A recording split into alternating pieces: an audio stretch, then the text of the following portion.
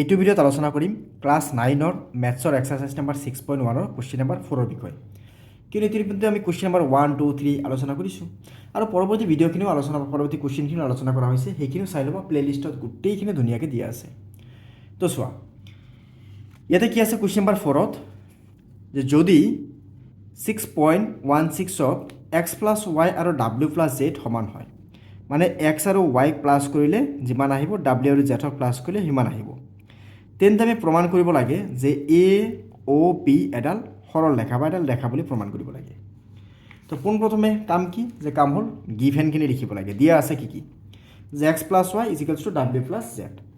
এতিয়া প্ৰমাণ কৰিব লাগে কি, যে এ অ' বি এডাল ৰেখা, মানে যদি এডাল ৰেখা হ'ব যায় তেতিয়াহ'লে ৰেখাত কি হ'ব লাগিব, ইয়াৰ ৰৈখিক জুৰীয়া কোণ 180 ডিগ্ৰী হ'ব লাগিব।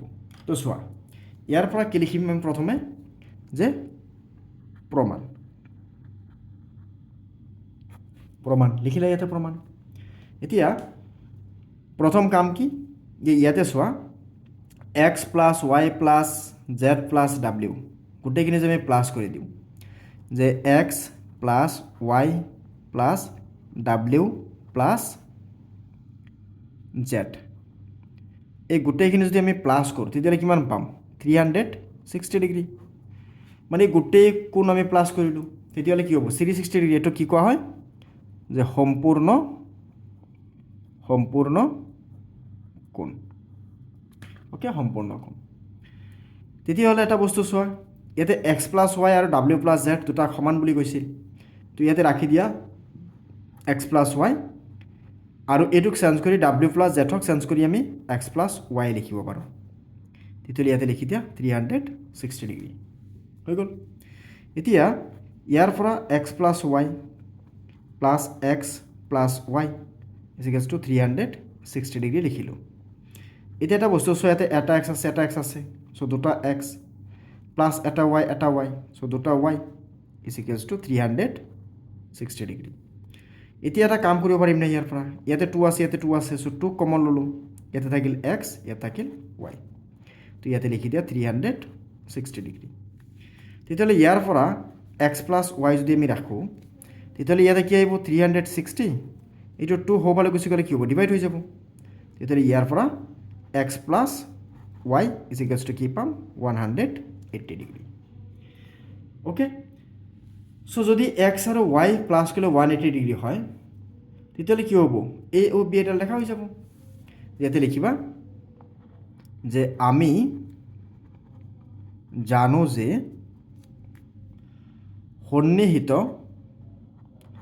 সন্নিহিত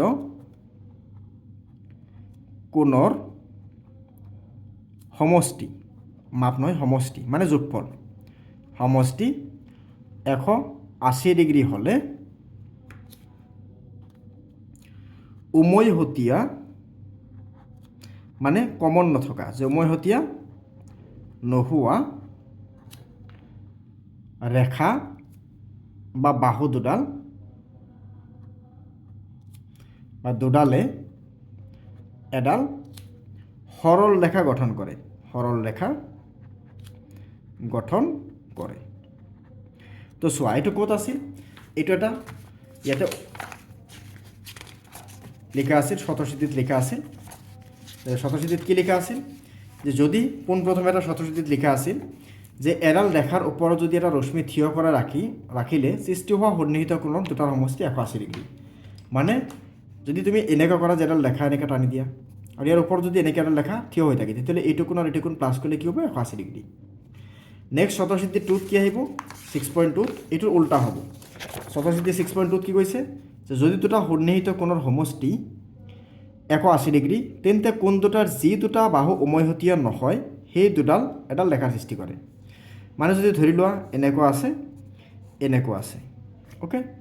এতিয়া এইটো কোণ আৰু এইটো কোণ প্লাছ কৰিলে যদি 180 ডিগ্ৰী হয়, তেতিয়াহ'লে উমৈহতীয়া নোহোৱা, মানে এইটো উমৈহতীয়া মানে কমন, মানে ইয়াৰ বাবে এটা বাহু, ইয়াৰ বাবে এটা বাহু, এই কমন নোহোৱা ৰেখাডাল যিটো আছে, সেইটো কি কৰিব, এডাল সৰল ৰেখা গঠন কৰিব বুলি কৈছে। অ'কে, চ' হৈ গ'ল। তো সেয়ে আমি ইয়াতে কি ক'ব পাৰি, যে যিহেতু সন্নিহিত কোণ দুটাৰ সমষ্টি কি হৈছে 180 ডিগ্ৰী হ'লে, উমৈহতীয়া নোহোৱা ৰেখা দুডালে এডাল সৰল ৰেখাৰ গঠন কৰে। অ'কে, চ' ইয়াতে লিখি দিবা, যে দিয়াৰ ফৰ এ অ' বি এডাল সৰল ৰেখা বা এডাল ৰেখা। এতিয়া মই যিখিনি বস্তু ইয়াতে ডিছকাছ কৰিলোঁ হয়তো বুজি পোৱাত অসুবিধা হ'ব পাৰে, ডাঙৰ কথা নহয়, ঠিক আছে। তো যদি বুজি পোৱাত অসুবিধা হয় নিশ্চয় তুমি কমেণ্ট কৰি জনাবা, আৰু যদি বুজি পাইছা মোক এটলিষ্ট কমেণ্ট কৰি জনাবা যে বুজি পালা নে নাই। তেতিয়াহে ভাল লাগিব পৰৱৰ্তী ভিডিঅ' বনোৱাত, যে নাই মই কিবা এটা কৰাই আছোঁ, ষ্টুডেণ্টে কিবা কামত আহি আছে। মই যদি ইমান মোৰ কষ্টখিনি যদি কামতে নাহে তেতিয়াহ'লে মোৰ নিজৰে বেয়া লাগিব। অ'কে, চ' সেয়ে তোমালোকে যেতিয়া ছাবস্ক্ৰাইব কৰা, তোমালোকে যেতিয়া কমেণ্ট কৰা, তেতিয়াহে মই বুজি পাওঁ বা তেতিয়াহে মনটো ভাল লাগে আৰু পৰৱৰ্তী ভিডিঅ' বনোৱাটো অকণমান উৎসাহ পাওঁ, ঠিক আছে। সেইটো মই বুলি নহয়, প্ৰতিজন ক্ৰিয়েটৰ বা প্ৰতিজনে যিজনে ইউটিউবত ক্লাছ কৰে বা বেলেগ কিবা কাম কৰে, কিবা ইনফৰমেশ্যন দিয়ে, তো চবেই ভাবে যে মোৰ ভিডিঅ'ত এটা লাইক আহক, কমেণ্ট আহক, মোৰ চেনেলটো ছাবস্ক্ৰাইব হওক, তেতিয়াহে ভাল লাগে, ঠিক আছে। চ' আশা কৰোঁ তোমাৰ পৰা এই ছাবস্ক্ৰাইবখিনি মই পাইছোঁ, লগতে তুমি কমেণ্টো কৰিবা বুলি আশা ৰাখিছোঁ।